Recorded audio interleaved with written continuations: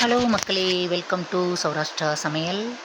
இன்றைக்கி நம்ம சௌராஷ்டிரா சமையலில் என்ன பார்க்க போகிறோம் அப்படின்னா, தக்காளி சட்னி நம்ம சௌராஷ்டிரா ஸ்டைலில் எப்படி செய்யலாம் அப்படிங்கிறத பார்க்கலாம். அதுக்கு தேவையான பொருட்கள்: தக்காளி 4, பெரிய வெங்காயம் 4, கடலைப்பருப்பு 10 கிராம், இல்லைன்னா கடலைப்பருப்புக்கு பதிலாக பொரிகடலை கூட யூஸ் பண்ணிக்கலாம், வத்தல் 3, உப்பு, தூள் பெருங்காயம் சிறிதளவு. ஃபஸ்ட்டு வந்து பேனில் லைட்டாக எண்ணெய் ஊற்றிட்டு பெரிய வெங்காயம் கொஞ்சம் ஸ்லைஸாகவே, கொஞ்சம் பொடியாகவே, லாங் இது என்னது நீல வாக்கிலேயே கட் பண்ணிக்கலாம். 4 வெங்காயம் கட் பண்ணிட்டு நல்லா கொஞ்சம் ப்ரௌனிஷாக வறுத்துடணும் எண்ணெயில். அதுக்கப்புறம் வத்தலை போட்டு வறுத்துருங்க. நெக்ஸ்ட்டு வந்து கடலைப்பருப்பு போட்டு வறுத்துருங்க. கொஞ்சம் எல்லாமே ப்ரௌனிஷாக ஆனவுடனே லாஸ்ட்டாக தக்காளி சேர்த்து வதக்கி உப்பு, தூள் பெருங்காயம் சேர்த்து ஆற விட்டு மிக்சியில் போட்டிங்கன்னா சூப்பரான ஒரு தக்காளி சட்னி ரெடி ஆயிரும்.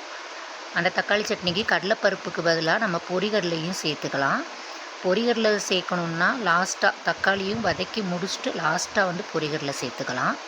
கடலைப்பருப்பு யூஸ் பண்ணால் தான் வெங்காயம் வத்தல் வதக்கும் போது தேர்டு ஒன்றா கடலைப்பருப்பை சேர்த்துக்கணும். பொரிகடலையாக இருந்தால் லாஸ்ட்டாக சேர்த்துக்கோங்க. கொஞ்சம் வந்து சட்னி கெட்டியாக வரும் இந்த ரெண்டையுமே சேர்த்தா. ஏதாவது ஒன்று மட்டும் சேர்த்துக்கோங்க.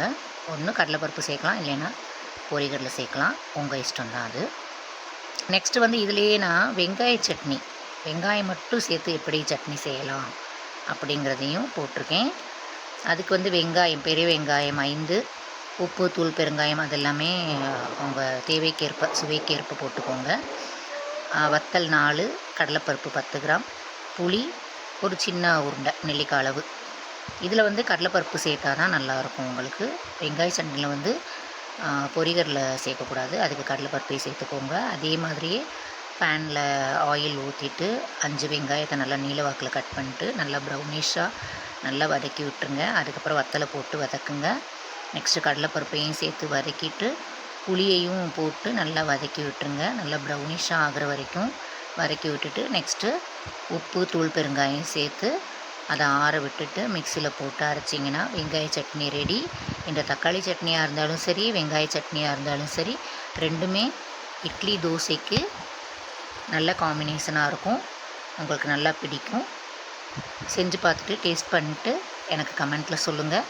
அதுக்கு முன்னாடி என்னோடய சேனலை சப்ஸ்கிரைப் பண்ணாதவங்க சப்ஸ்கிரைப் பண்ணுங்கள், கமெண்ட் பண்ணுங்கள், லைக் பண்ணுங்கள் அண்ட் ஷேர் பண்ணுங்கள். தேங்க்ஸ் ஃபார் வாட்சிங். தேங்க்யூ.